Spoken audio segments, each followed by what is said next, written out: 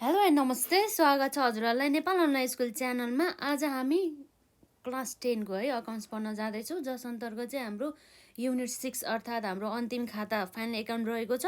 र हामीले कुरा गरेका थियौँ जुन हाम्रो अन्तिम खाता अर्थात् हाम्रो फाइनल अकाउन्ट अन्तर्गत पर्ने भनेको दुईवटा अकाउन्टहरू पर्थ्यो, जस अन्तर्गत हाम्रो एउटा भनेको नाफा नोक्सान हिसाब खाता र अर्को भनेको वासलात। र हामीले यसरी पार्ट 4 सम्म आउँदाखेरिसम्म चाहिँ हामीले जुन नाफा नोक्सान हिसाब खातासँग सम्बन्धित कन्सेप्टहरूदेखि लिएर हामीले लगभग धेरै क्वेसनहरू सल्भ गरिसकेका छौँ। र पछि पनि हाम्रो यो वासलात पढेपछि जुन हाम्रो एक्जाममा सोधिने जुन हाम्रो एनइबी सल्युसनहरू, एनइबी भन्दा पनि हाम्रो के छ निमा सल्युसनहरू पनि हामी गर्दैछौँ। र पछि गरौँ न त्योभन्दा अगाडि चाहिँ हामी अहिले पहिला वासलातको कन्सेप्ट पढौँ। र अब वासलात भन्ने बित्तिकै के भयो त भन्दाखेरि ब्यालेन्स सिट जसमा अन्तर्गत चाहिँ हाम्रो के हुन्छ भन्दाखेरि चाहिँ जुन व्यवसायको चाहिँ पुँजीदेखि लिएर तिनीहरूको सम्पत्तिदेखि लिएर उनीहरूको दायित्व कति थियो र उनीहरूको ऋण कति थियो र उनीहरूले कति लगानी गर्यो भनेर चाहिँ यसमा चाहिँ प्रस्तुत गरिन्छ है त। कुनै निश्चित ठ्याक्क समय अवधिमा चाहिँ त्यो व्यवसायको चाहिँ पुँजी कति थियो र सम्पत्ति कति थियो र दायित्व कति थियो र ऋण कति थियो र लगानी कति थियो भनेर चाहिँ देखिने गरिन्छ है त। जुन विशेष गरी वासलातमा पुँजी भन्ने बित्तिकै चाहिँ व्यवसायको दायित्व हो र सम्पत्ति भन्ने बित्तिकै व्यवसायको सम्पत्ति नै भइहाल्यो। र व्यवसायको लगानीमा पनि हाम्रो व्यवसायको सम्पत्ति साइड नै अर्थात् हाम्रो एसेट साइड अन्तर्गत नै पर्ने गर्दछ र दायित्व भनेको हाम्रो लाइबिलिटिज हो र ऋण पनि हाम्रो लाइबिलिटिज अन्तर्गत नै पर्ने भयो। र अब हामी यहाँ सानो कुरा गरौँ। यो जुन जस्तै अन्तिम खातामा हाम्रो के थियो भन्दा जम्मा दुईवटा एकाउन्ट थियो। एउटा भनेको नाफा नोक्सान हिसाब खाता र अर्को भनेको वासलात है। र हामीले नाफा नोक्सान हिसाब खातालाई कम्प्लिट गरिसकेका छौँ र वासलातको बारेमा चाहिँ आज हामी पढ्न जाँदैछौँ है त। र यदि हजुरहरूले यसभन्दा अघिका क्लासेसहरू अटेन्ड गर्नुभएको छैन भने गर्नु होला। हामीले यसरी धेरै क्वेसन्सहरू चाहिँ सल्युसन गरिसकेका छौँ। र अब विशेष गरी आज चाहिँ सानो जानकारी लिउँ। पहिला हाम्रो यो जुन वासलात अर्थात् हाम्रो ब्यालेन्स सिटको बारेमा के रहेछ त। यो जुन हाम्रो ब्यालेन्स सिट भन्ने बित्तिकै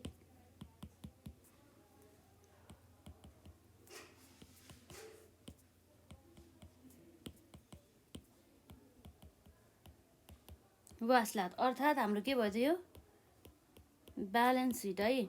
ब्यालेन्स सिट र वासलात भन्ने बित्तिकै चाहिँ के भयो भन्दाखेरि चाहिँ कुनै पनि संस्थाको चाहिँ आर्थिक स्थिति जस्तै हाम्रो पुँजी कति, सम्पत्ति कति, दायित्व कति अथवा ऋण कति अथवा लगानी कति भनेर चाहिँ यथार्थ जानकारीको लागि चाहिँ हाम्रो के गरिन्छ भन्दाखेरि जुन वासलात बनाइन्छ। त्यही भएर चाहिँ हामी के भन्छौँ भन्दा चाहिँ वासलात भन्ने बित्तिकै कुनै है सँगसँगै लेख्नु होला, कुनै पनि संस्थाको है त, कुनै पनि संस्थाको आर्थिक है, कुनै पनि संस्थाको आर्थिक स्थिति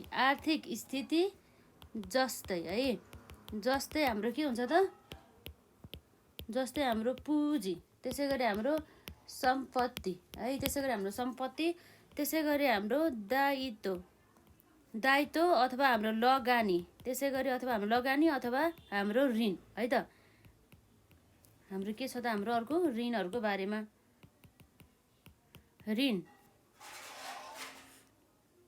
ऋणको चाहिँ हामीले के को बारेमा भन्दाखेरि ऋणको यथार्थ है त, यथार्थ जानकारी है त, यथार्थ जानकारीका लागि तयार गरिने है त, तयार गरिने जुन हाम्रो विवरणलाई, तयार गरिने हाम्रो विवरणलाई हामी के भन्छौँ भन्दाखेरि वासलात भनेर भन्छौँ, वासलात भनिन्छ भन्ने कुरा छ है। र अब यसरी चाहिँ जुन हाम्रो वासलातलाई चाहिँ संस्थाको कानुनी मान्यता प्राप्त विवरणका रूपमा लिइन्छ र व्यावसायिक संस्थाको चाहिँ हकमा नाफा नोक्सान हिसाब खाता बनाइसकेपछि चाहिँ हाम्रो अन्त्यमा चाहिँ हाम्रो के बनाइन्छ भन्दाखेरि चाहिँ अन्त्यमा बनाइने हिसाब वासलात हो भन्ने कुरा रहेछ है त। भनेपछि जुन हाम्रो वासलातलाई चाहिँ संस्थाको चाहिँ कानुनी मान्यता प्राप्त विवरणका रूपमा लिइन्छ भनेदेखि जुन हाम्रो व्यावसायिक संस्थाको चाहिँ हकमा नाफा नोक्सान हिसाब खाता बनाइसकेपछि अन्त्यमा चाहिँ बनाइने हिसाब भने के हो, वासलात हो भन्ने कुरा रहेको छ है त। त्यसै गरी वासलातमा चाहिँ यो कुनै खाता, वासलातमा यो कुनै खाता होइन, खाताहरूको चाहिँ निचोड र सारांश हो भन्ने कुरा रहेको छ। र प्रत्येक आर्थिक वर्षको अन्त्यमा वासलात बनाउनु पर्दछ भने चाहिँ हाम्रो एभ्री हाम्रो फिस्कल इयर इन्ड हुँदाखेरि चाहिँ हाम्रो चाहिँ वासलात बनाउनु पर्ने भयो है त। र जुन हाम्रो वासलातले गर्ने आर्थिक अवस्थाको चित्रण वासलात तयार गरिएको दिनको हुन्छ भन्ने कुरा रहेको। जुन दिनमा बनायो जस्तै प्रफिट एन्ड लस एकाउन्ट चाहिँ जस्तै हाम्रो यो पिरियडदेखि यो पिरियड समय अवधिसम्मको हुन्छ। तर जुन वासलात भन्ने बित्तिकै चाहिँ कि त यो पिरियडको हुन्छ एउटा, कि त एउटा स्पेसिफिक पिरियडको हुन्छ, कि त यो स्पेसिफिक पिरियड हुन्छ, कि त यो बिचको पिरियडको हुन्छ। एउटा स्पेसिफिक पिरियडमा मात्रै हुन्छ है। भनेपछि अब हामीले यसमा के बुझ्न सक्छौँ भन्दाखेरि वासलात भन्ने बित्तिकै बुझिहाल्यो है। वासलात भन्ने बित्तिकै चाहिँ व्यवसायको चाहिँ जुन आर्थिक अवस्था कस्तो रहेछ त भन्दा व्यवसायको चाहिँ पुँजी कति रहेछ ठ्याक्कै त्यो डेटमा, त्यसै गरी व्यवसायको चाहिँ दायित्व कति रहेछ, र त्यसै गरी व्यवसायको चाहिँ लगानी कति रहेछ, व्यवसायले चाहिँ तिर्नुपर्ने ऋणहरू कति रहेछ भन्ने कुराहरूदेखि लिएर व्यवसायको चाहिँ त्यो डेटसम्मको चाहिँ सम्पत्ति कति रहेछ भनेर सबै देखाउने विवरणलाई चाहिँ हामी के भन्छौँ, वासलात भनेर चाहिँ हामीले बुझ्न सक्छौँ है त। त्यो कुराहरू भयो। अब हाम्रो वासलातका उद्देश्यहरू के होला त भन्दा यो पनि हामीलाई सोध्न सकिन्छ। वासलात बनाउनुको उद्देश्यहरू के हुन सकिन्छ त हाम्रो वासलात बनाउनुको उद्देश्यहरू, जस अन्तर्गत चाहिँ हाम्रो मेन भनेको चाहिँ जस्तै व्यवसायको चाहिँ अब भनौँ न पुँजी कति छ, त्यसै गरी व्यवसायीले लगानी कति गरे, त्यसै गरी व्यवसायको चाहिँ नाफा नोक्सानको कति छ भनेर चाहिँ बनाउने गरिन्छ है त।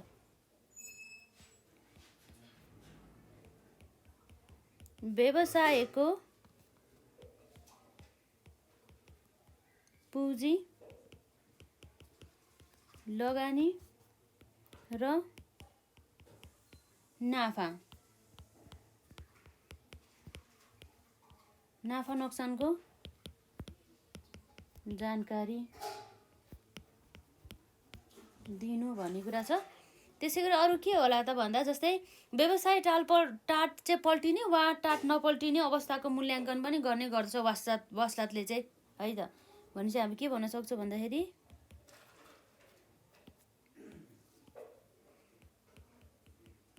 व्यवसाय टाट पल्टने वा है टाट नपल्टने है त, टाट पल्टने वा नपल्टने अवस्थाको मूल्याङ्कन गर्नु है त।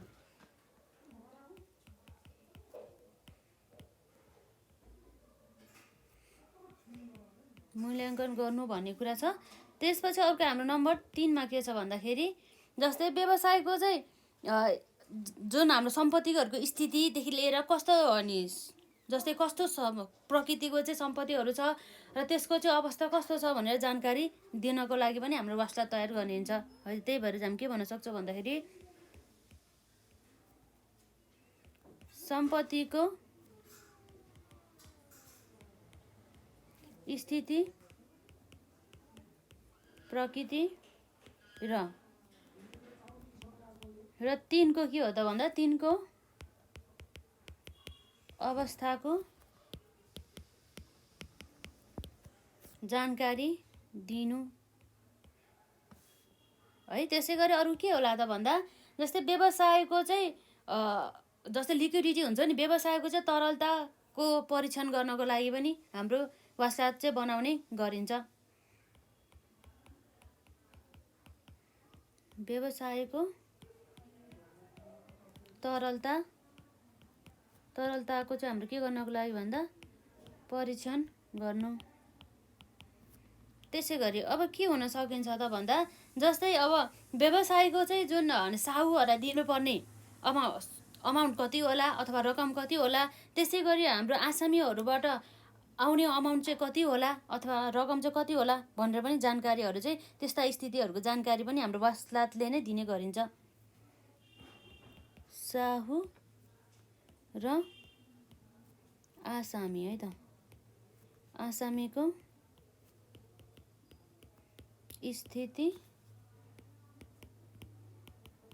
जानकारी गराउनु है। त्यसपछि अर्को हाम्रो के छ त भन्दाखेरि व्यवसायको चाहिँ आर्थिक विश्लेषण गर्ने अवसर प्रदान गर्न है त। अब हामी भन्न सक्छौँ यहाँ व्यवसायको आर्थिक विश्लेषण है त व्यवसायको आर्थिक विश्लेषण गर्ने अवसर प्रदान गर्नु। त्यसै गरी अरू के होला त भन्दा जुन हाम्रो जस्तै व्यवसायको चाहिँ उन्नति वा अवनति के भइरहेको छ भन्ने जानकारी दिने है।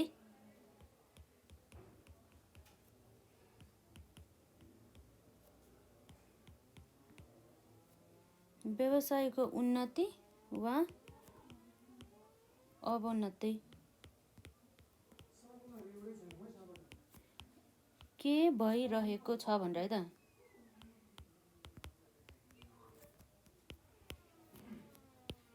छ भनेर जानकारी दिनु। र अब मैले यति मात्रै लेखेँ आदि भनेर अन्य कुराहरू पनि रहेको छ। जस्तै व्यवसायको चाहिँ जुन वासलात व्यवसायको चाहिँ जस्तै वासलातको हिसाबबाट चाहिँ हामीले के थाहा पाउन सक्छौँ भन्दा चाहिँ वासलातका दुवै पक्ष मिल्नै पर्ने बाध्यताले चाहिँ सबै खाताहरूको शुद्धता चाहिँ हामीले स्वतः परीक्षण गर्न सक्छौँ।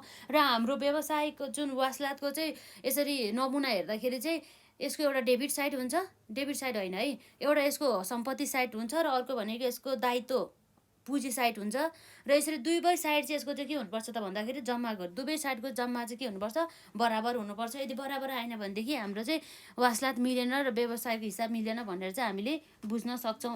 र यसरी यो हाम्रो के भयो त भन्दाखेरि एउटा वासलात अर्थात् ब्यालेन्स सिटको परिभाषा के रहेछ भन्दा कुनै पनि संस्थाको आर्थिक स्थिति जस्तै पुँजी सम्पत्ति दायित्व लगानी ऋणको यथार्थ जानकारीका लागि चाहिँ तयार गरिने विवरणलाई हामी वासलात भनेर चाहिँ भन्छौँ है। र वासलात बनाउनेको उद्देश्यहरू अन्तर्गत चाहिँ हाम्रो यहाँ केही रहेका छन्। नम्बर 1 भनेको व्यवसायको पुँजी लगानी र नाफा नोक्सानको जानकारी दिनु। र नम्बर 2 मा व्यवसाय टाट पल्टने वा टाट नपल्टने अवस्थाको मूल्याङ्कन गर्नु। र त्यसै गरी नम्बर 3 मा है नम्बर 3 मा सम्पत्तिको स्थिति प्रकृति र तिनको अवस्थाको जानकारी दिनु। जस्तै हामीसँग भएको जुन सम्पत्ति हुन्छ त्यो समयको सम्पत्तिको चाहिँ स्थिति कस्तो छ, एकदमै नयाँ नयाँ छ कि अथवा भर्खर नयाँ भएर पनि भर्खर युज गरेको र त्यस्तो धेरै जीर्ण अवस्थामा नगएको छ कि अथवा जुन हाम्रो सँग भएको जुन सम्पत्तिहरू चाहिँ त्यो सबै हाम्रो एकदमै जीर्ण अवस्थामा छ कि पुरै नष्ट गर्ने अवस्थामा रहेको छ कि भन्ने कुराहरू रहेको छ। र साथै ती सम्पत्तिहरूको चाहिँ जस्तै कस्ता कस्ता अनि प्रकृतिका सम्पत्तिहरू छ, जस्तै हामीसँग टेबलहरू हो कि अथवा दराजहरू हो कि अथवा कुनै पनि डेस्कहरू हुन् कि अथवा कुनै पनि हाम्रो जग्गा तथा घरहरू हुन् कि है आदि इत्यादिको बारेमा चाहिँ हामीले थाहा पाउन सक्छौँ। र त्यसको चाहिँ अब अवस्था कस्तो छ भनेर है त्यही कुराहरू रह्यो। र अब हाम्रो नम्बर 4 मा छ व्यवसायको तरलताको परीक्षण गर्नु। र त्यसै गरी तरलता भन्ने बित्तिकै चाहिँ व्यवसायलाई आवश्यक पर्ने व्यवसायको चाहिँ दैनिक कारोबारहरू सञ्चालन गर्नको लागि चाहिँ आवश्यक पर्ने जति पनि पुँजीहरू हुन्छ त्यो पुँजी चाहिँ अभाइलेबल छ कि छैन त। व्यवसायीलाई चाहिँ जस्तै मानौँ उसको दैनिक रूपमा चाहिँ उसले कम्तीमा पनि 1 लाख खर्च हुन्थ्यो भन्दाखेरि त्यो 1 लाख खर्च गर्नको लागि चाहिँ उसँग चाहिँ क्यास छ कि छैन भन्ने कुरा पनि हामीले यसरी हेर्न सक्छौँ। त्यसलाई हामी तरलता भन्न सक्छौँ है त। र 5 मा हाम्रो छ यसमा साहु र आसामीको स्थिति जानकारी गराउनु। र त्यसै गरी नम्बर 6 मा व्यवसायको आर्थिक विश्लेषण गर्ने अवसर प्रदान गर्नु। र नम्बर 7 मा हाम्रो व्यवसायको उन्नति वा अवनति के भइरहेको छ भनेर चाहिँ जानकारी आदि भन्ने कुरा रहेको छ। र यसपछि अब हामीले व्यवसायका बनाउनुका जुन वासलात बनाउनुका फाइदाहरूको बारेमा कुरा गरिहालौँ। यसको हाम्रो फाइदाहरू के होला त। हामीले यसरी वासलात बनाउँदाखेरि चाहिँ हामीले चाहिँ जस्तै के फाइदाहरू हुन सकिन्छ भन्दाखेरि चाहिँ जुन वासलात भनेको चाहिँ हामीले बुझिसकेका छौँ, जुन चाहिँ हाम्रो कानुनी मान्यता प्राप्त गरेको देख्न सक्छौँ, जसमा चाहिँ हाम्रो के हुन्छ त भन्दा व्यापारीहरूले कुनै किसिमको मुद्दा गर्नु पर्यो भने पनि यसैको आधारमा गर्न सकिन्छ। यो पनि एउटा फाइदाको रूपमा रहेको छ है त। र त्यसै गरी हाम्रो वासलातको मुख्य उद्देश्य आर्थिक अवस्था दर्शाउनु हो र वर्षको अन्त्यमा बनाइएको भएकाले चाहिँ वासलातले व्यापारमा रहेको सम्पत्ति पुँजी र दायित्व सम्बन्धमा जानकारी दिने गर्दछ र यसबाट वर्षको अन्त्यमा कम्पनी वा व्यापारीको सही मूल्याङ्कन गर्न सकिन्छ भन्ने कुरा चाहिँ यहाँ रहेको छ है। त्यसै गरी चाहिँ हाम्रो कम्पनीको खारेज अर्थात्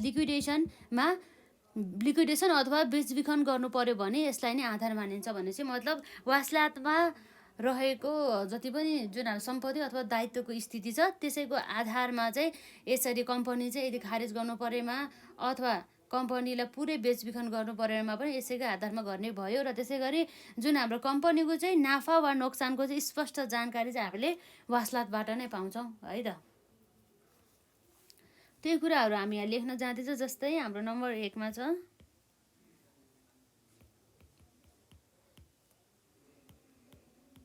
वासलातले कानुनी है त कानुनी मान्यता प्राप्त गरेको है त गरेको छ र त्यसै गरी हामीले यही अन्तर्गत हामी के भन्न सक्छौँ भन्दा चाहिँ व्यापारीहरूले कुनै किसिमको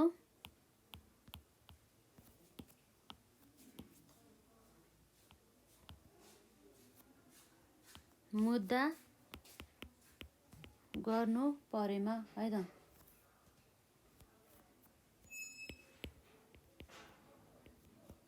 मुद्दा गर्नु पर्यो भने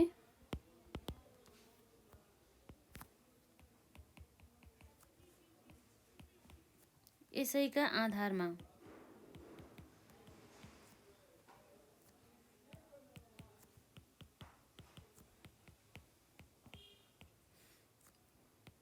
छ भन्ने भयो। र त्यसै गरी अर्को नम्बर 2 मा छ हाम्रो एकदम अल्छी नलाइकन लेख्नु होला वासलातको मुख्य है त वासलातको मुख्य उद्देश्य हाम्रो के हुन सक्छ भन्दाखेरि मुख्य उद्देश्य आर्थिक अवस्था दर्शाउनु है त आर्थिक अवस्था दर्शाउनु हो। त्यसै गरी हाम्रो चाहिँ यसमा वर्षको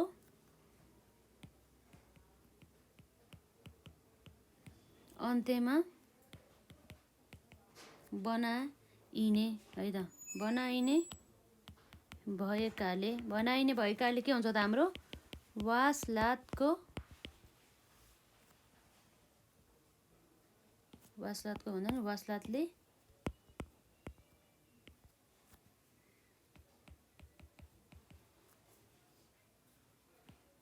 व्यापारमा रहेको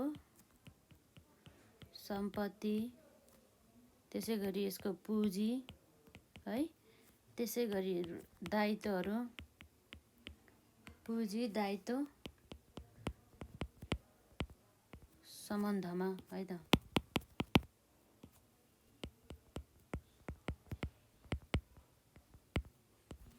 सम्बन्धमा चाहिँ के गराउँछ त्यसले जानकारी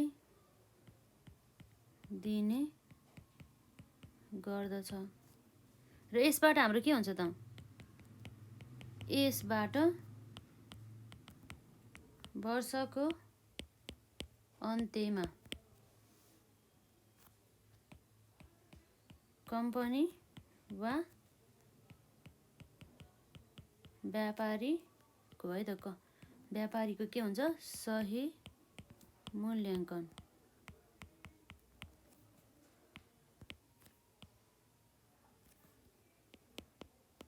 गर्न सकिन्छ भन्ने कुरा छ है त।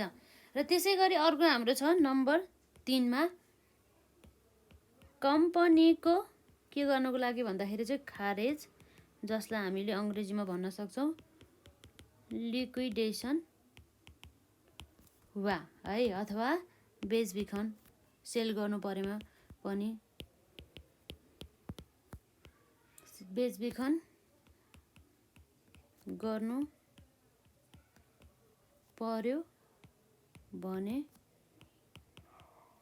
के हुन्छ त हाम्रो यसलाई नै हामीले के गर्छौँ, यसलाई नै आधार मानिन्छ भनिन्छ है त।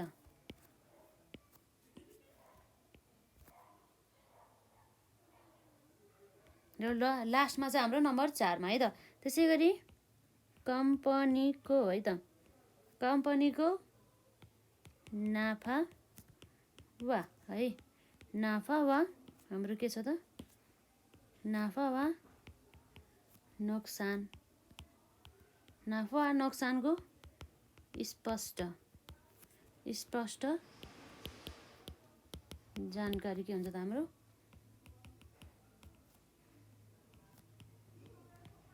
प्राप्त हुन्छ भन्ने कुरा छ है त। र त्यसपछि अर्को हाम्रो के छ त, यो भयो हाम्रो, यसलाई एकचोटि हेरौँ अनि त्यसपछि हामी वासलातको चाहिँ दायित्व भागमा, दायित्व साइडमा चाहिँ के पर्छ भनेर हामी हेर्छौँ। त्यसपछि वासलातको चाहिँ सम्पत्ति साइडमा के हुन्छ भनेर हामी हेर्छौँ है त। र अब त्यसपछि हाम्रो फाइदाहरू, नम्बर 1 मा हाम्रो के हुन्छ त भन्दा, वासलातले कानुनी मान्यता प्राप्त गरेको छ। व्यापारीहरूले कुनै किसिमको मुद्दा गर्नु पर्यो भने यसैका आधारमा गर्न सकिन्छ है। मुद्दा लड्नु पर्यो भने पनि हाम्रो व्यवसायको चाहिँ वासलात अर्थात् ब्यालेन्स सिटको आधारमा चाहिँ उसले लड्न सक्छ भन्ने कुरा चाहिँ रहेको छ। र त्यसै गरी अब हाम्रो नम्बर 2 मा, नम्बर 2 मा अब हाम्रो यहाँ के छ त भन्दाखेरि, वासलातको चाहिँ मुख्य उद्देश्य भन्ने कुरा छ यसमा। र वासलातको मुख्य उद्देश्य आर्थिक अवस्था दर्शाउनु हो र वर्षको अन्त्यमा बनाइने भएकोले वासलातले व्यापारमा रहेको सम्पत्ति, पुँजी र दायित्व सम्बन्धमा जानकारी दिने गर्दछ। र यसबाट वर्षको अन्त्यमा, यो हाम्रो अन्यमा भइज है, वर्षको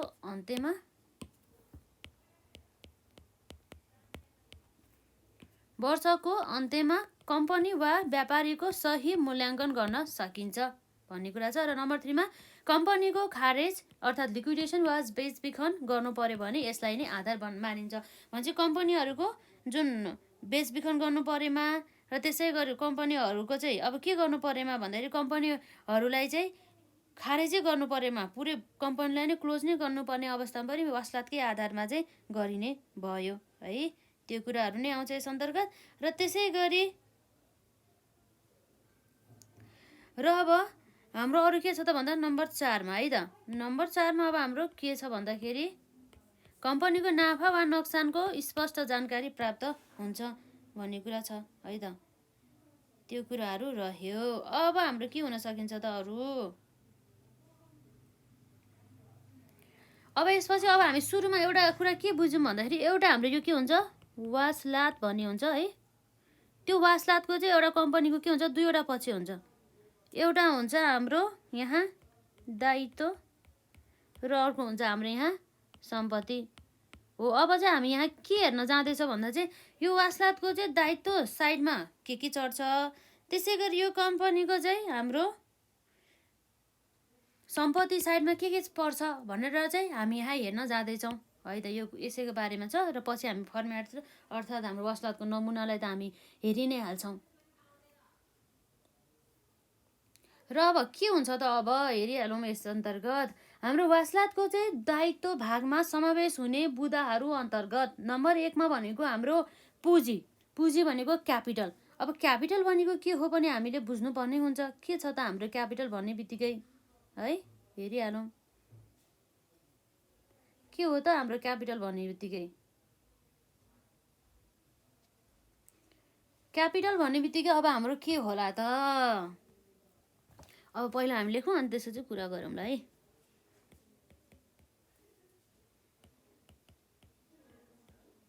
वासलातको चाहिँ हाम्रो के छ त, दायित्व भागमा समावेश हुने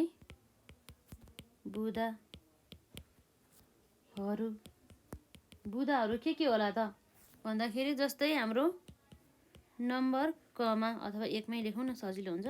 नम्बर 1 मा हाम्रो के छ, पुँजी। अब यो पुँजी भन्ने बित्तिकै के हो भन्दा चाहिँ, जुन हाम्रो व्यावसायिक सञ्चालन गर्नको लागि चाहिँ सुरुमा चाहिँ जुन त्यो मालिक हुन्छ नि, व्यवसायको मालिकले चाहिँ के गरेको हुन्छ भन्दाखेरि लगानी गरेको हुन्छ। अब व्यवसायमा लगानी नगरिकन त्यसै अनि हामीले व्यवसाय सञ्चालन गर्न सक्छौँ त? व्यवसायलाई हामीले पुरै ह्यान्डल गर्न सक्छौँ त? सक्दैनौँ नि त। त्यही भएर अब हामीले पनि अहिले पनि कुरा गर्छ नि त, कसैलाई व्यवसाय सङ्कलन भन्दा पनि सञ्चालन गर्नु छ भनेदेखि अब पुँजी चाहिन्छ, क्यापिटल चाहिन्छ, होइन, पैसा चाहिन्छ भन्ने कुरा आउँछ। हो, त्यो पैसा भनेको नि यही पुँजीको लागि कुरा गरेको हो। यो पुँजीलाई हामीले इङ्ग्लिसमा के भन्न सक्छौँ भन्दाखेरि क्यापिटल। अब हेरिहाल्नु, हाम्रो के छ भन्दाखेरि कुनै, है त, कुनै व्यापारीले व्यापारमा लगानी गरेको, है त, लगानी गरेको रकमलाई हामी के भन्न सक्छौँ त भन्दा पुँजी भनिन्छ, है त, पुँजी भनिन्छ। र यो चाहिँ हाम्रो कुनै पनि सेयर पनि हुन सकिन्छ, अथवा कुनै पनि अमाउन्ट अफ मनी पनि हुन सकिन्छ, अथवा कुनै पनि सम्पत्ति पनि हुन सकिन्छ। ओन्ली हाम्रो क्यास मात्रै अर्थात् पैसा मात्रै नभएर चाहिँ हाम्रो यो सम्पत्तिको रूपमा पनि ओनरले लिएर आउने भयो। जस्तै व्यवसाय सञ्चालन गर्ने बेलामा उसले केही अमाउन्ट अफ मनी क्यास लिएर आयो, जस्तै 5 लाख क्यास लिएर आयो। र त्यसै गरी व्यवसाय सञ्चालनको लागि अन्य हाम्रो सम्पत्ति अर्थात् हाम्रो एसेट्सहरू पनि लिएर आयो। कति भ्यालु? 3 लाख भ्यालु बराबरको सम्पत्तिहरू लिएर आयो रे मानौँ। र त्यसै गरी उसले चाहिँ जस्तै अब अरू के ल्याउन सकिन्छ त भन्दाखेरि उसले ल्याउने भनेको अरू के होला त? जस्तै सेयरहरू भयो, सेयर क्यापिटल, है, यसरी चाहिँ ल्याउने भयो, है त। भनेपछि पुँजीभित्र चाहिँ हाम्रो के कुरा पर्ने भयो भन्दाखेरि सेयर पनि पर्न सक्यो, अथवा क्यास ब्यालेन्स पनि पर्न सक्यो, अथवा कुनै पनि सम्पत्ति अर्थात् एसेट्स पनि पर्ने नै भइहाल्यो, है। त्यो कुराहरू आउने गर्दछ। भनेपछि यो क्यापिटलमा, है त, यो क्यापिटलमा हाम्रो के पनि पर्न सक्ने भयो भन्दाखेरि मेबी क्यास अथवा एसेट्स भनेको चाहिँ हाम्रो सम्पत्ति भयो, अथवा हाम्रो के पनि हुन सकिन्छ भन्दा सेयर क्यापिटल, है, यो पनि हुन सकिन्छ। र त्यसै गरी खुद नाफाले पुँजी बढ्ने र नोक्सानले चाहिँ के हुन्छ त भन्दाखेरि हाम्रो पुँजी चाहिँ घट्ने हुन्छ। भनेपछि अब यो पनि ध्यान दिनु होला। कुल होइन, हाम्रो के छ? खुद छ।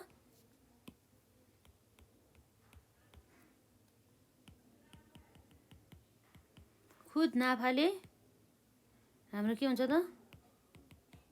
पुँजी बढ्ने र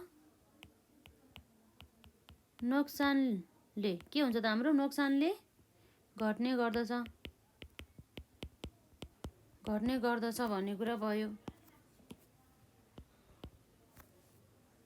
र अब हामी पुँजीको कुरा गरिसकेपछि अर्को कुरा आउँछ हाम्रो पुँजी फिर्ता। अब यो पुँजी फिर्ता भन्ने बित्तिकै के हो त? पुँजी नै अब फिर्ता गर्ने हो, जसलाई हामी के भन्छौँ? ड्रइङ भन्छौँ। भनेपछि मालिकले चाहिँ पैसा लग्यो भनेर चाहिँ बुझ्न सक्छौँ। पहिला उसले लगानी गरेको थियो, पछि उसले पैसा लग्यो। अर्थात् व्यवसायमा चाहिँ पुँजी लगाउने मालिकहरूले चाहिँ व्यक्तिगत आवश्यकता परिपूर्तिका लागि केही पुँजी फिर्ता लिन पनि सक्छन्, र वसलातमा चाहिँ पुँजीबाट पुँजी फिर्ता घटाएर मात्र पुँजीको चाहिँ यथार्थ अवस्था देखाउन सकिन्छ भन्ने कुरा छ, है त। अब त्यसै गरी हाम्रो के भयो त्यसमा भन्दाखेरि व्यवसायमा, है,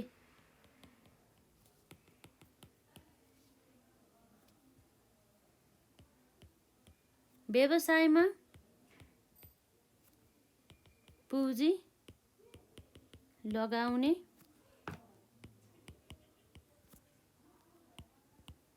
मालिकहरूको, है त, मालिकहरूको भन्दा नि मालिकहरूले व्यक्तिगत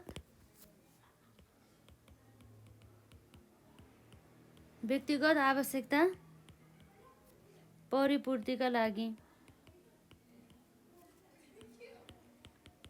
के गर्ने त भन्दा केही पुँजी, है त, केही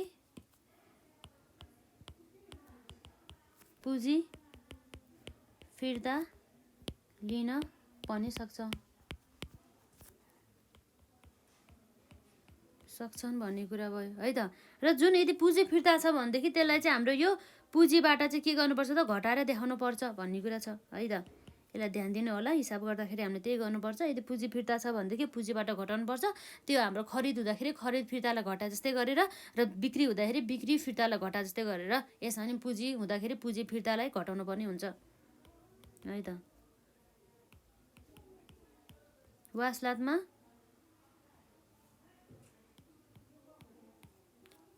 पुँजीबाट है त, वासलातमा पुँजीबाट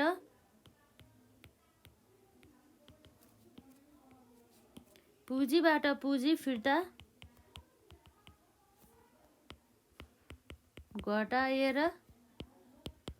घटाएर मात्र के गरिन्छ त भन्दा, घटाएर मात्र पुँजीको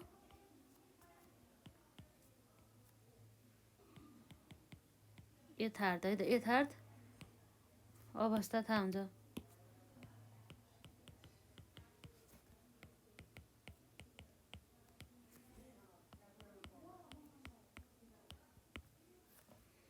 त्यो कुराहरू भयो है त। र अब यसो चाहिँ अर्को कुरा के हुन्छ त हाम्रो दायित्व साइडमा भन्दाखेरि हाम्रो तिर्नुपर्ने बिल जसलाई हामीले भन्छौँ बिल्स पेएबल, त्यो पनि हुन्छ है त। जस्तै हाम्रो छ यहाँ तिर्नुपर्ने बिल, जसलाई भन्छौँ, यो याद गर्नु होला है के अनि हेडिङहरू जाँदो रहेछ त भनेर फेरि पछि हिसाब गर्न गाह्रो हुन्छ। यो किन आयो यता, यो कसरी आयो भने केही थाहा हुन्न है त। भने मतलब यदि उधारोमा चाहिँ खरिद गरेको वस्तुको चाहिँ बाँकी रकम हामीले चाहिँ निर्धारित अवधि पछि चाहिँ के गर्नुपर्ने हुन्छ भन्दा चाहिँ तिर्नुपर्ने हुन्छ, र अहिले चाहिँ तिरेको छैन, त्यही भएर चाहिँ यसलाई हाम्रो दायित्वतर्फ चाहिँ राख्नुपर्ने हुन्छ। यो भनेको चाहिँ के हो भन्दाखेरि उधारोमा खरिद है त, खरिद गरेको वस्तुको बाँकी है त, वस्तुको बाँकी रकम निर्धारित है त, निर्धारित अवधिपछि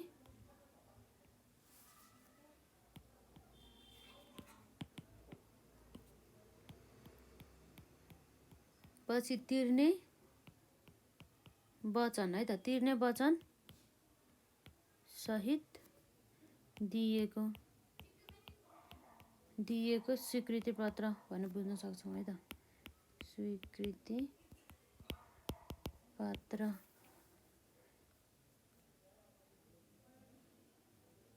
पढौँ है, पढौँ एकदम राम्रो ध्यान दिएर सुन्नु होला र सँगसँगै लेख्दै पनि जानु होला।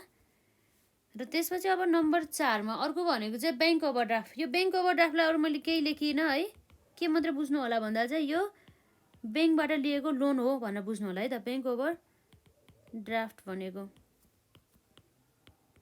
बैंक ओभरड्राफ्ट भनेको है त, यो भनेको के भयो त हाम्रो बैंक ऋण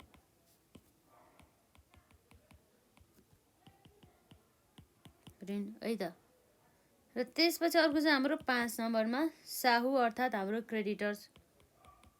साहु भनेको नि हाम्रो के हो त क्रेडिटर्स भने चाहिँ क्रेडिटर्सहरूबाट चाहिँ हामीले उधारमा चाहिँ सामान किनेर लिएर आएको हुन्छ, त्यसको बापत चाहिँ हामीले भुक्तानी चाहिँ दिनुपर्ने हुन्छ र त्यो दिन बाँकी हुन्छ है त। त्यही कुराहरू आउँछ यसमा। कुनै सामान उधारोमा है त, उधारोमा लिए बापत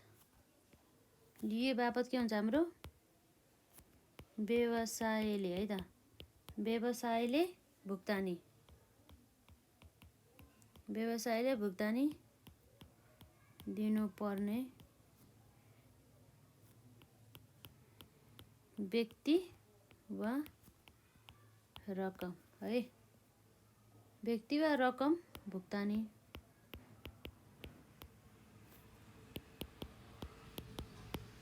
रकम गर्नुपर्ने पक्षलाई हामी के भन्छौँ, पक्षलाई हामी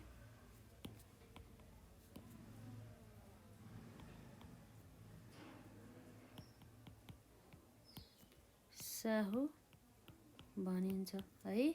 त्यसपछि अर्को हाम्रो के होला त नम्बर 6 मा ऋण। ऋण भन्ने बित्तिकै लोन हो, हाम्रो दायित्वतर्फ आउने भयो जुनसुकै ऋण होस् है। मैले यसमा अरू केही पनि लेखिनँ।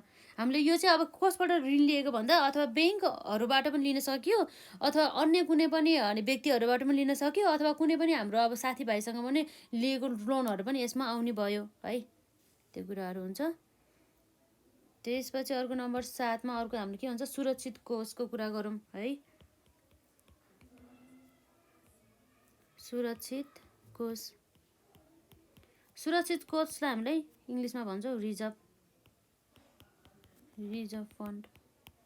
अब के होला त हाम्रो रिजर्भ फन्ड भनेको भन्दाखेरि कम्पनीले चाहिँ भविष्यमा आइपर्ने कुनै पनि किसिमको चाहिँ विपत्तिका लागि खुद नाफाबाट केही रकम छुट्याइ चाहिँ कम्पनीका लागि के गर्छ, कम्पनीको लागि के गर्छ भन्दा चाहिँ कम्पनीको लागि एउटा कोष चाहिँ खडा गर्दछ र यस्ता कोषहरू चाहिँ निवृत्त भरण कोष अर्थात् पेन्सन फन्डहरू, त्यसै गरी ह्रास कोष अर्थात् हाम्रो डिप्रिसिएसन फन्ड र त्यसै गरी हाम्रो लाभांश बराबरीको कोष, जति पनि हाम्रो लाभांश तिर्नुपर्ने हुन्छ अर्थात् डिभिडेन्ड तिर्नुपर्ने हुन्छ त्यति बराबर एमाउन्ट रहेर चाहिँ एउटा लाभांश कोष पनि क्रिएट गरिरहेको हुन्छ, जसलाई हामी भन्छौँ डिभिडेन्ड इक्वलाइजेसन फन्ड हो। यसरी चाहिँ हामीले क्रिएट गरेको चाहिँ देख्न सक्छौँ है। भने चाहिँ हामीले के रहेछ भन्दा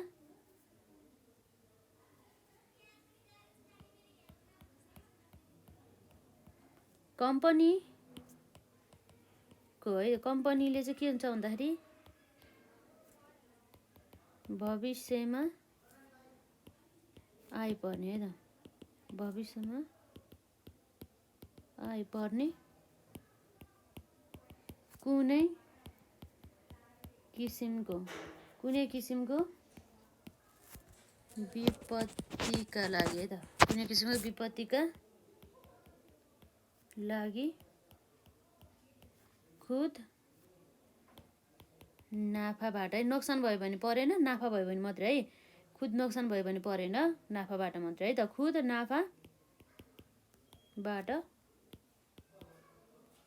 केही के गर्छ त उसले रकम है त, केही रकम छुट्याउने कम्पनीका है त, छुट्याउने कम्पनीका लागि कोष के गर्छ त उसले खडा गर्दछ। जस्तै अब त्यस अन्तर्गत चाहिँ के हुन सकिन्छ भन्दा हाम्रो जस्तै निवृत्त भरण कोष अर्थात् हाम्रो पेन्सन फन्ड है त, जस्तै हाम्रो के छ भन्दाखेरि यहाँ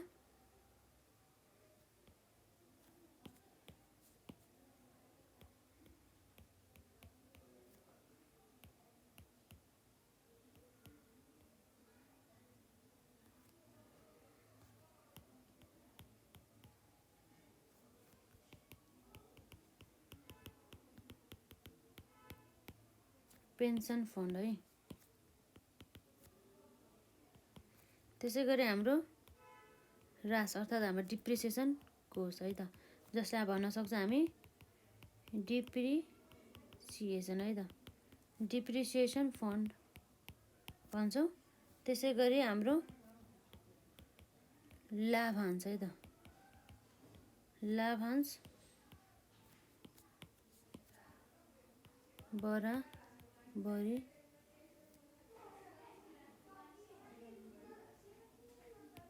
करण कोष, जसलाई भन्छौँ डिभिडेन्ड इक्वलाइजेसन फन्ड है त, डिभिडेन्ड इक्वलाइजेसन फन्ड।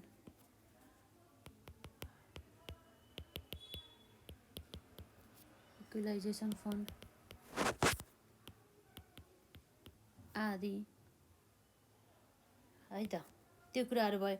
अब हामीले सुरक्षित कोषको बारेमा पनि पढिसकेका छौँ। अर्को भनेको चाहिँ यदि हाम्रो खुद नाफा त के हुन्छ भनेर हामीले हेरिसकेका छौँ। खुद नाफा जसलाई हामी के भन्छौँ नेट प्रफिट, र यदि हाम्रो चाहिँ नेट प्रफिट छ, प्रफिट एन्ड लस एकाउन्टबाट चाहिँ हामीले नेट प्रफिट चाहिँ प्राप्त गरेका छौँ, नेट प्रफिट चाहिँ हामीले कमाएको छौँ भनेदेखि त्यसलाई चाहिँ हाम्रो के गर्न सक्छौँ भन्दा चाहिँ जुन पुँजीमा चाहिँ जोडेर राख्नु पर्दछ। यसलाई के गर्नुपर्छ, पुँजीमा हामीले एड गर्नुपर्छ। यसले एकदम ध्यान दिनु होला है, हिसाब गर्दाखेरि हामीलाई चाहिन्छ। जस्तै हाम्रो यहाँ रहेको छ व्यवसायको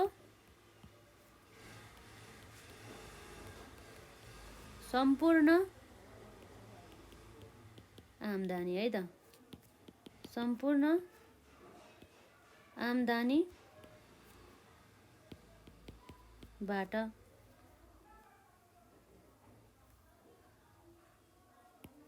सम्पूर्ण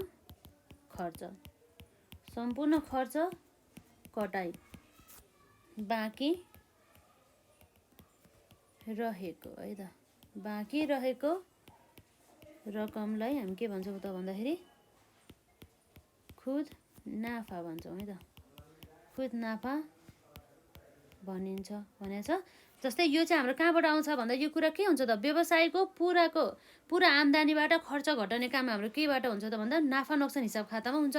भनेपछि हाम्रो यो नाफा नोक्सान हिसाब खाताबाट आउँछ भन्ने कुरा हामीलाई स्पष्ट थाहा छ। हामीले नाफा नोक्सान हिसाब खाता हामी अलरेडी बनाइसकेका छौँ है त।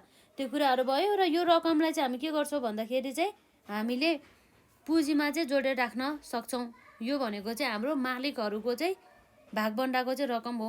यो प्रफिट अब मालिकहरूले चलाउन पाए नि त, त्यही भएर है त। त्यही भएर चाहिँ के हो त भन्दाखेरि मालिकहरूको भागबन्डा है त भागबन्डाको रकम।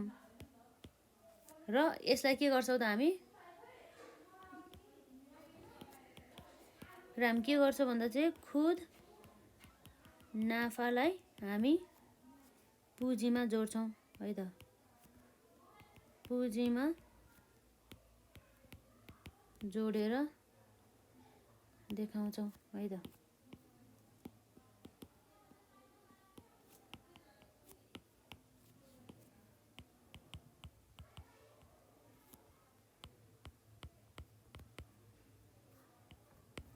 र त्यसपछि अब हाम्रो ठ्याक्कै यसको अपोजिट खुद नाफा पछि अर्को हाम्रो आउँछ खुद नोक्सान अर्थात् हाम्रो नेट लस है त।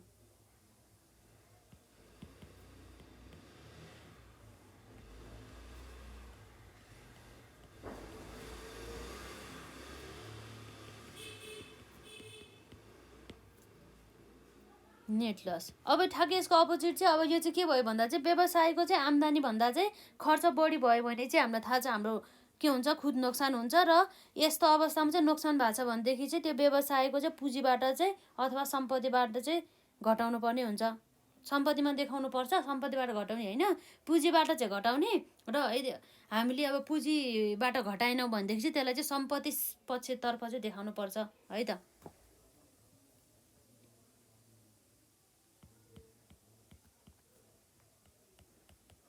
यदि व्यवसायमा है त यदि व्यवसायमा आम्दानी है त आम्दानी भन्दा चाहिँ के देख्यो भन्दाखेरि चाहिँ आम्दानी भन्दा खर्च बढी भएको रहेछ भने के गर्छ हामी त्यसलाई भने त्यही बढी खर्च है त त्यही बढी खर्च भएको रकमलाई हामी के गर्छौँ त रकमलाई खुद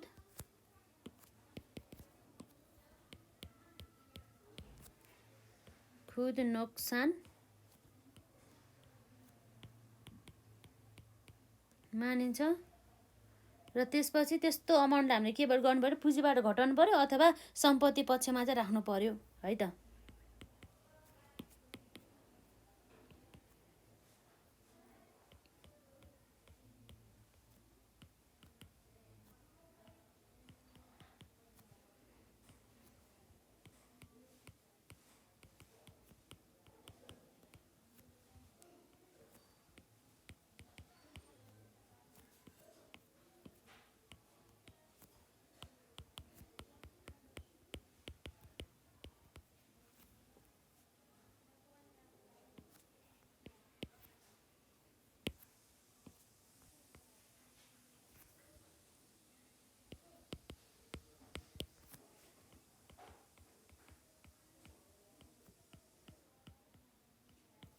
यसरी सम्पत्ति पक्षमा हामीले के गर्न सक्छौँ त देखाउन सक्छौँ भन्ने कुरा भयो है त। र यसरी चाहिँ हाम्रो जम्मा टोटल चाहिँ देखिने भयो हाम्रो दायित्व साइडमा है त। त्यसै गरी हाम्रो चाहिँ सम्पत्ति पक्षमा के हुन्छ भनेर पनि हेर्छौँ। त्योभन्दा अगाडि एकचोटि हामी हेरिहालौँ है त। एकदम ध्यान दिएर सुन्नु होला। जस्तै वासलातको दायित्व भागमा समावेश हुने बुदाहरू नम्बर 1 मा पुँजी जसलाई हामी क्यापिटल भन्छौँ र कुनै व्यापारीले व्यापारमा लगानी गरेको रकमलाई हामी पुँजी भनिन्छौँ भनेदेखि जसलाई चाहिँ जुन चाहिँ व्यापारीहरूले चाहिँ क्यास पनि ल्याएको हुन्छ अथवा एसेट्स अर्थात् सम्पत्तिको रूपमा पनि लिएर आएको हुन्छ अथवा हाम्रो सेयर क्यापिटलको रूपमा पनि लिएर आएको हुन्छ है त। र खुद नाफाले पुँजी बढ्ने र नोक्सानले घट्ने गर्दछ भनेदेखि हाम्रो के छ, पुँजी फिर्ता अर्थात् ड्रइङ भनेपछि व्यवसायमा पुँजी लगाउने मालिकहरूले व्यक्तिगत आवश्यकता परिपूर्तिका लागि केही है त केही पुँजी फिर्ता लिन पनि सक्छन्। र वासलातमा पुँजीबाट पुँजी फिर्ता घटाएर मात्र पुँजीको चाहिँ यथार्थ अवस्था देखाउन सकिन्छ भन्ने कुरा छ। भनेदेखि नम्बर 3 मा छ हाम्रो यहाँ तिर्नुपर्ने बिल्स पेएबल र उधारोमा खरिद गरेको वस्तुको बाँकी रकम निर्धारित अवधि पछि तिर्ने वचन सहित है त तिर्ने वचन सहित दिएको स्वीकृति पत्रलाई हामी के भन्छौँ, बिल्स पेएबल भनेर चाहिँ हामीले बुझ्न सक्छौँ है त। अब के हुन्छ त हाम्रो बैंक ओभरड्राफ्ट जुन चाहिँ हाम्रो बैंकबाट लिएको लोन अर्थात् अस्ति पनि हामीले कुरा गरिसकेका छौँ। यो बैंक ओभरड्राफ्ट भनेको चाहिँ जुन हाम्रो खातामा भएको भन्दा पनि बढी रकम चाहिँ झिक्ने, तर त्यो चाहिँ अब हामीले यसमा चाहिँ हाई इन्ट्रेस्ट अलि बढी चाहिँ हाम्रो ब्याज दिनुपर्ने हुन्छ यस्तो बैंक ओभरड्राफ्टमा है त। त्यसै गरी अब हाम्रो नम्बर 5 मा के छ, साहु अर्थात् क्रेडिटर्स भनिन्छ, जसलाई कुनै सामान उधारोमा लिए बापत व्यवसायले भुक्तानी तिर्नुपर्ने व्यक्ति वा रकम भुक्तानी गर्नुपर्ने पक्षलाई साहु भनिन्छ भन्ने कुरा रहेको छ है त। त्यसै गरी हाम्रो छ 6 मा ऋण, के छ हाम्रो 6 मा ऋण अर्थात् लोन भनेर। लोन भनेको पनि हाम्रो बैंक तथा वित्तीय संस्थाहरूबाट अथवा कुनै पनि व्यक्तिहरूबाट अथवा कुनै पनि कम्पनीहरूबाट चाहिँ लोनहरू चाहिँ लिइन्छ, जसमा जुन भनेको चाहिँ हाम्रो दायित्व हो, त्यही भएर दायित्व साइडमा चाहिँ रहने गर्दछ। त्यसै गरी हाम्रो चाहिँ सुरक्षित कोष अर्थात् हाम्रो रिजर्भ फन्डको बारेमा, कम्पनीले भविष्यमा आइपर्ने है त कुनै किसिमको विपत्तिका लागि खुद नाफाबाट केही रकम छुट्याउने कम्पनीका लागि कोष खडा गर्दछ भनेदेखि जस्तै निवृत्त भरण कोष भनेको पेन्सन फन्ड, र त्यसै गरी राजकट्टी भनेको डिप्रिसिएसन फन्ड, र लाभांश बराबरीकरण कोष भनेको डिभिडेन्ड इक्वलाइजेसन फन्ड आदि यी कुराहरू भयो। र त्यसपछि नम्बर 8 मा छ खुद नाफा अर्थात् नेट प्रफिट। नेट प्रफिट भने चाहिँ व्यवसायको सम्पूर्ण आम्दानीबाट सम्पूर्ण खर्च कटाई हाम्रो बाँकी रहेको रकमलाई, अर्थात् यसमा चाहिँ के भयो भन्दा खर्चभन्दा बढी हाम्रो आम्दानी रहेको छ, त्यही भएर चाहिँ हाम्रो खुद नाफा भयो। र यो खुद नाफा भनेको चाहिँ हाम्रो मालिकहरूको चाहिँ भागभण्डाको रकम हो र खुद नाफालाई हाम्रो पुँजीमा चाहिँ जोडेर देखाउनु पर्ने हुन्छ। यदि खुद नाफा भयो भनेदेखि हामीले पुँजीमा चाहिँ एड गरेर देखाउनु पर्ने भयो है त खुद नाफालाई। र यदि खुद नोक्सान भनेको मतलब नेट लस भयो भनेदेखि के हुन्छ भन्दा यदि व्यवसायमा आम्दानी भन्दा खर्च बढी भएको रहेछ भने त्यही बढी खर्च भएको रकमलाई खुद नोक्सान मानिन्छ। र यदि हाम्रो खुद नोक्सान पुँजीबाट घटाउन वा सम्पत्ति पक्षमा देखाउनु पर्छ, त्यो यदि नोक्सान भएको छ भनेदेखि त्यसलाई पुँजीबाट घटाउने, नाफा भएको छ भने जोड्ने, नोक्सान भएको छ भने घटाउने, र यदि घटाएन भनेदेखि हाम्रो सम्पत्तिको पक्षमा चाहिँ राखेर पनि हामीले यसरी देखाउन सकिन्छ भन्ने कुरा भयो है त। र अब यसपछि हाम्रो अर्को कुरा आउँछ यसै अन्तर्गत सम्पत्ति पक्षको कुरा है। हामीले अघि कुरा गरिसकेका छौँ वासलात है त। वासलातको चाहिँ हाम्रो दायित्वतर्फ अब हामीले यताको कुरा गऱ्यो, अब हामी सम्पत्तितर्फको कुरा गरौँ के रहेछ त हाम्रो सम्पत्तितर्फ भनेर।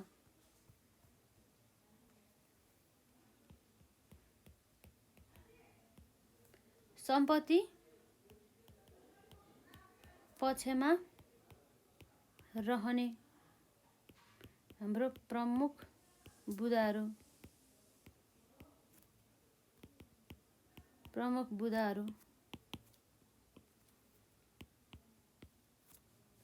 अब के होला त हाम्रो यसमा,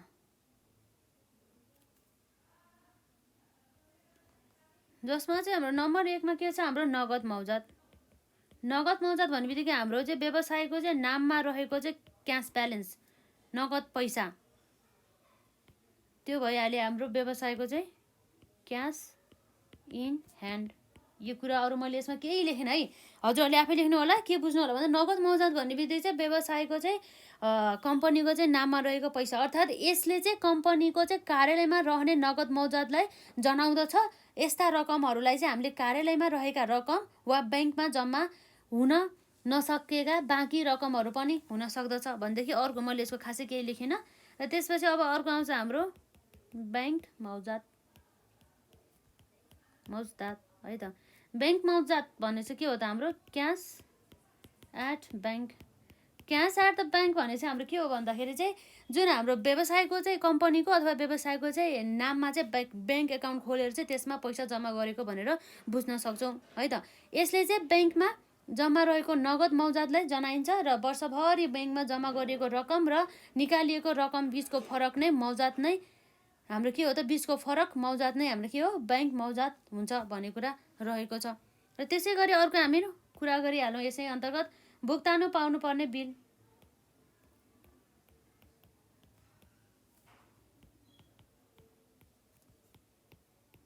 भुक्तानी पाउनुपर्ने बिल जसलाई हामी के भन्छौँ, बिल्स रिसिभेबल। जस्तै बिल्स रिसिभेबल भनेको के हो भन्दाखेरि चाहिँ कम्पनी व्यवसायलाई चाहिँ दुई किसिमको, एकदम ध्यान दिएर सुन्नु होला, व्यवसायमा चाहिँ दुई किसिमका बिलहरू प्रयोग गरिन्छ। यो भुक्तानी लिनुपर्ने बिल हो।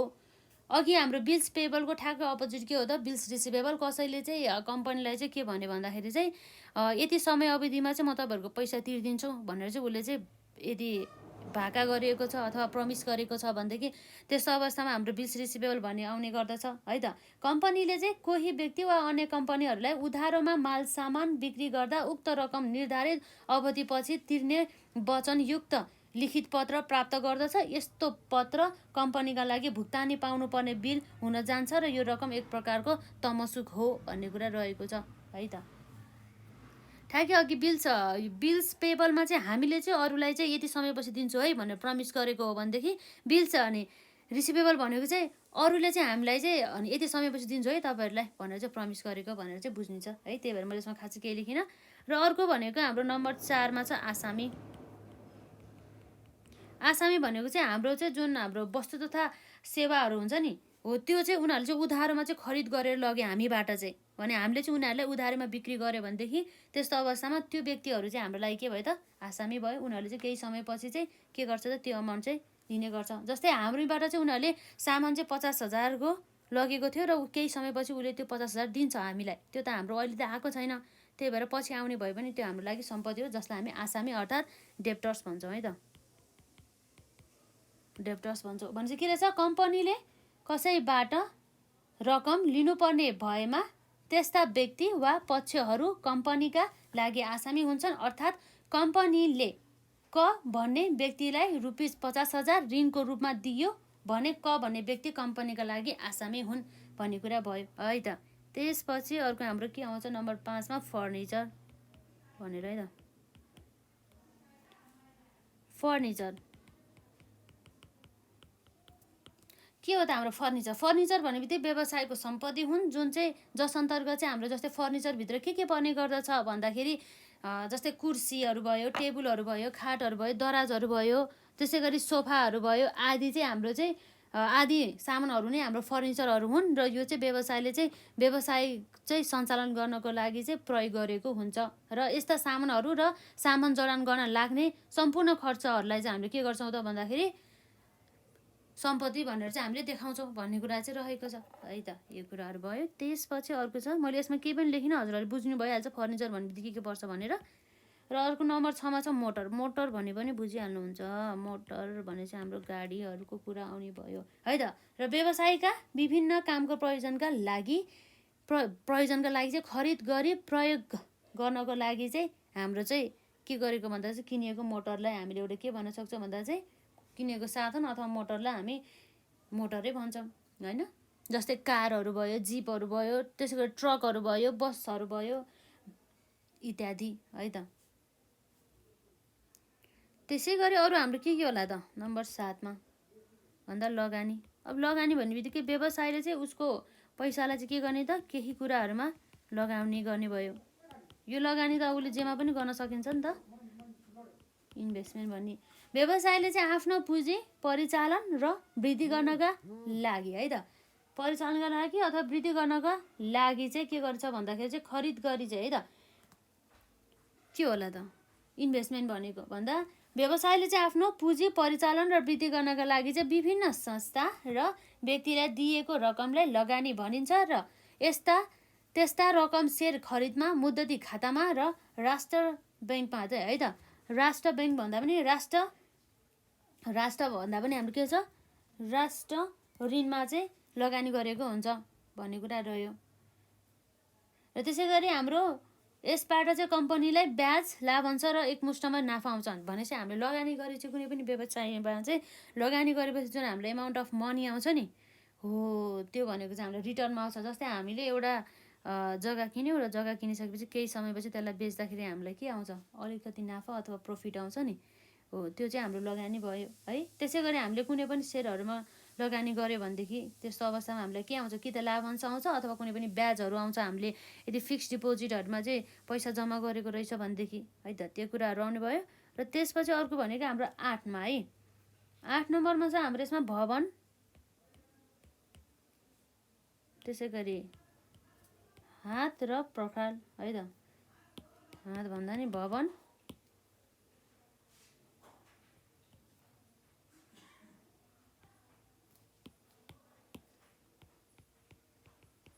पर्खाल भन्ने कुरा आयो। अब जुन हाम्रो जसलाई चाहिँ हामीले के भन्न सक्छौँ, बिजनेस है त, बिजनेस प्रिमिसेस भनेर चाहिँ भन्न सक्छौँ। भवन र पर्खाल, बिजनेस प्रिमिसेस भन्ने बित्तिकै चाहिँ हाम्रो के भयो त भन्दा व्यवसायमा चाहिँ आवश्यक पर्ने भवन, त्यसको चाहिँ के हुन्छ त भन्दाखेरि त्यसको चाहिँ वरिपरिको पर्खाल र त्यसले ओगटेको जग्गा सबै यसभित्र चाहिँ पर्ने गर्दछ है। भवन भन्ने बित्तिकै हजुरहरूले बुझ्नु होला, पर्खाल भने पनि हजुरलाई थाहा छ त्यो सबै व्यवसायको सम्पत्तिहरू हुन्। अथवा जग्गा पनि पर्ने भइहाल्यो, यसमा हामीले जग्गा पनि एड गरौँ, यो पनि सम्पत्तिको साइडमै आउँछ, घर तथा जग्गा, यो पनि हाम्रो सम्पत्ति साइडमा आउने भयो। त्यसै गरी अर्को हाम्रो के हुन सकिन्छ त भन्दाखेरि के हुन सकिला त, जस्तै हाम्रो अदृश्य सम्पत्तिहरू, जस्तै इन्ट्यान्जिबल एसेट्स, अदृश्य सम्पत्तिहरू, अदृश्य सम्पत्तिहरू जस्तै इन्ट्यान्जिबल एसेट्स। जस्तै अदृश्य सम्पत्तिहरू भनेको चाहिँ यस्तो सम्पत्तिहरू हुन् जसलाई चाहिँ हामीले देख्न छुन सक्दैनौँ, जस्ट हामीले महसुस मात्रै गर्न सक्छौँ। जुन अदृश्य सम्पत्तिहरू अन्तर्गत चाहिँ हाम्रो के पर्छ भन्दा जस्तै व्यापारिक चिन्ह जसलाई हामीले ट्रेडमार्क भन्छौँ, त्यसै गरी ख्याति अर्थात् गुडविल, त्यसै गरी पेटेन्ट है, त्यस्ताहरू चाहिँ हाम्रो इन्ट्यान्जिबल एसेट्सहरू अन्तर्गत आयो, जसको चाहिँ भौतिक अस्तित्व हुँदैन, भौतिक अस्तित्व के हुँदैन भन्दा अस्तित्व हुँदैन है। अब त्यसै गरी चाहिँ जस अन्तर्गत हाम्रो के हुन्छ त भन्दाखेरि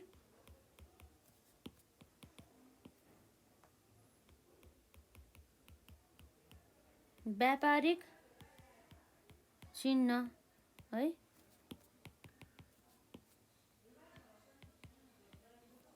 जसलाई हामीले भन्न सक्छौँ ट्रेड मार्क्स है। त्यसपछि अर्को चाहिँ हाम्रो ख्याति, ख्याति भन्ने चाहिँ हाम्रो के भयो त गुडविल। त्यसै गरी अर्को हाम्रो के छ पेटेन्ट, पेटेन्ट भन्ने बित्तिकै के रहेछ त भन्दाखेरि हाम्रो यसरी प्याटेन्ट भन्छ है इङ्ग्लिसमा चाहिँ। र त्यसै गरी अर्को हाम्रो के छ भन्दाखेरि अब के हुन सकिन्छ त अरू, जस्तै कपिराइटहरू भयो इटिसी है त, इटिसी अथवा इत्यादि। त्यसपछि अर्को हाम्रो 9 पछि अर्को के छ हाम्रो 10मा, 10 नम्बरमा चाहिँ हाम्रो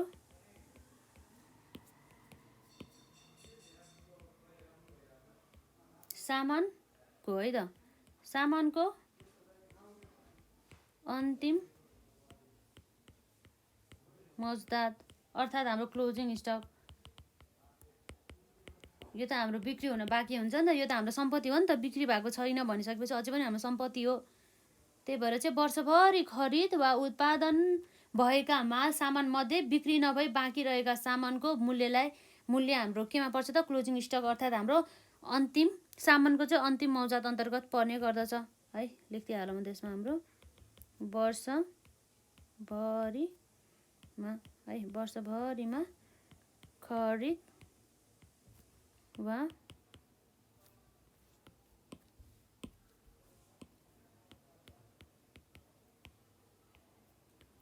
वा उत्पादन भएका है त, भएका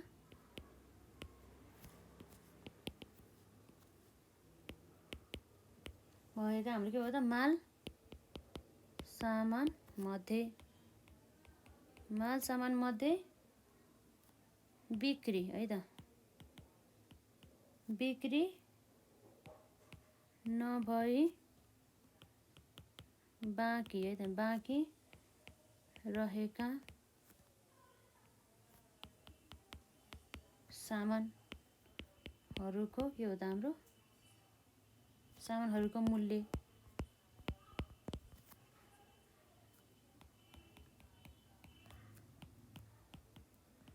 ल यसरी चाहिँ हाम्रो विशेष गरी चाहिँ है त हाम्रो यी आइटमहरू चाहिँ हाम्रो सम्पत्ति पक्षमा आउने भयो वासलातको। अब हेरी हाम्रो एकचोटि फेरि सम्पत्ति पक्षमा रहने प्रमुख बुदाहरू अन्तर्गत नम्बर 1 मा नगद मौजात जसलाई हामीले क्यास इन ह्यान्ड भन्छौँ, र त्यसपछि अर्को छ नम्बर 2 मा बैंक मौजात अर्थात् क्यास एट द ब्याङ्क भयो, जस्तै हाम्रो ब्याङ्कमा चाहिँ मौजात रहेको भनेर बुझ्न सक्छ। र नम्बर 3 मा हाम्रो भुक्तानी पाउनुपर्ने बिल्स रिसिभेबल भनिन्छ जसलाई। त्यसै गरी हाम्रो नम्बर 4 मा आसामी डेप्टर्स, नम्बर 5 मा फर्निचरहरू भयो, त्यसै गरी मोटरहरू भयो, त्यसै गरी हाम्रो लगानी अर्थात् इन्भेस्टमेन्टको कुरा आउँछ। त्यसै गरी नम्बर 8 मा चाहिँ हाम्रो भवन र पर्खाल अथवा घर तथा जग्गाहरू पनि आउने भयो है त, बिजनेस प्रिमिसेस भनिन्छ जसलाई। र त्यसै गरी हाम्रो छ यसमा अदृश्य के छ हाम्रो यसमा अदृश्य सम्पत्तिहरू, अदृश्य भन्दा अलिकति छुटेछ है हाम्रो यसमा। अदृश्य सम्पत्तिहरू अर्थात् इन्ट्यान्जिबल एसेट जसको चाहिँ भौतिक अस्तित्वहरू चाहिँ हुँदैन, जसलाई हामीले छुन सक्दैनौँ, जस्ट हामीले फिल मात्रै गर्न सक्छौँ भन्ने कुरा रहेको छ है त। र यसमा चाहिँ हाम्रो के पर्छ त अदृश्य सम्पत्तिहरू अन्तर्गत चाहिँ हाम्रो व्यापारिक चिन्ह जसलाई हामी ट्रेडमार्क भन्छौँ, र ख्याति भनेको गुडविलको कुरा आउँछ, र त्यसै गरी हाम्रो पेटेन्टको भनेपछि प्याटेन्ट कुरा आयो, र कपिराइट एसेक्ट्रा भन्ने कुरा आयो। र नम्बर 10 मा सामानको अन्तिम है, सामानको हाम्रो के भयो त अन्तिम मौजात अर्थात् हाम्रो क्लोजिङ स्टक, वर्षभरिमा खरिद वा उत्पादन भएका माल सामान मध्ये बिक्री नभई बाँकी रहेका सामानहरूको मूल्य यसमा पर्दछ भन्ने कुरा रह्यो है त। त्यो कुराहरू रहेको छ यसै अन्तर्गत। मेन भनेको चाहिँ हामीले यो कुराहरू पढ्ने भयो है त। र अब हामी नेक्स्ट क्लासमा चाहिँ के कुरा गर्छ भन्दाखेरि चाहिँ वासलातमा चाहिँ हामीले के अमाउन्टहरूलाई चाहिँ समावेश गर्न सक्छौँ भनेर पनि हामी हेर्छौँ। जस्तै समायोजन गर्नुपर्ने भनेको हाम्रो अन्तिम मौजातहरूलाई भयो अर्थात् क्लोजिङ स्टकलाई, त्यसै गरी पेस्की खर्च हुन्छ त्यो भनेको हामीले प्रिपेड एक्सपेन्सेसहरू भयो है, त्यसको बारेहरूमा पनि हामी पढ्छौँ। र भुक्तानी दिनुपर्ने खर्चहरू अर्थात् पेएबलहरू, अनपेडहरू अथवा आउटस्ट्यान्डिङ एक्सपेन्सेसहरूको बारेमा पनि पढ्छौँ। र अब हामीले वासलात कसरी तयार गर्ने भन्ने बारेमा पढ्छौँ, र त्यसको फर्मेटहरू पनि पढ्छौँ। र एउटा उदाहरण पनि हामी गरिसकेपछि हामी जुन एक्जाममा सोधिएका प्रश्नहरू त्यो उदाहरणहरू सकेपछि हाम्रो एक्जाममा सोधिएका प्रश्नहरूलाई गर्छौँ है त। र मजाले रिभिजन गर्नु होला अहिलेसम्म हामीले पढेको कुराहरूलाई। सम्पत्ति साइडमा के जान्छ, दायित्व साइडमा के जान्छ, र यदि हजुरहरूले प्रफिट एन्ड लस अर्थात् नाफा नोक्सान हिसाब खाताहरू चाहिँ बनाउन आउँदैन भनेदेखि यसभन्दा अघिका क्लासेसहरू हेर्नु होला है त। र केही क्वेरिजहरू भए कमेन्ट सेक्सनमा राख्नु होला। आजलाई चाहिँ हामी यति नै गरौँ।